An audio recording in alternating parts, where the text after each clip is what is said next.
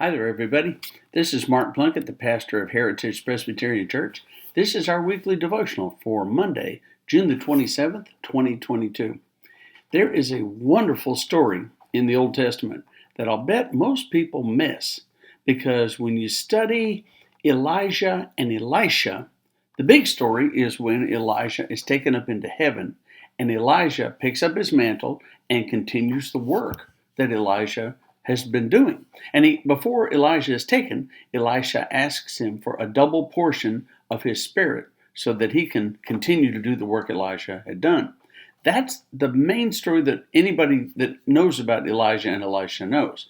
There is another one, though, and it's in 1 Kings chapter 19. Elijah sees Elisha, and he's out in the field, and he's plowing away, and he's got his oxen pulling in, and he's digging into the dirt, using one of those old plows like they used to use back in those days. So Elijah goes up, and he takes his cloak, and he wraps it around Elisha's shoulders as a sign that I have chosen you, and someday you're going to take over for me. But Elisha says, first let me go say goodbye to my parents.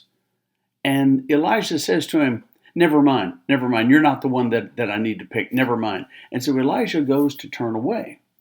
Elisha stops him. Then he takes an axe and he cuts up the plow. And he takes all the wood and he piles it up. Then he kills the 2 oxen and he roasts them over the fire. And he gives the meat away to all the servants and to everybody in his household. Then he leaves with Elijah. And the reason that he does this, as near as anybody can figure, is to signal that to Elisha, I'm ready now. I'm ready to go follow you, and I'm not going to look back. I'm not going to go back to the old life. I'm not going to do it because I burned the plow. I think that's a good lesson. I think all of us could do with some plow burning. Now, I don't mean go out and cut up the oxen and cut up the plow and burn them all up. That's not what I'm saying. It's a metaphor. But what it means is, there are times in our life where we need to leave some stuff behind. We don't need to go do that anymore. We don't need to go do that kind of partying anymore. We don't need to go hang with the people that used to get us in a lot of trouble anymore. We don't need to even be thinking about the old things that used to get us into trouble. Perfect example in today's world, relationships. When relationships are over with, leave them behind.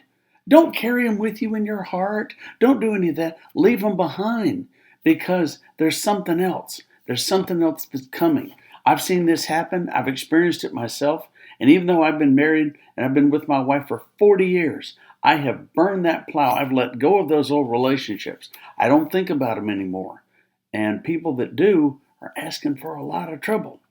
God puts us in certain places at certain times to do certain things. What he doesn't want us to do is hang on to what was in the past.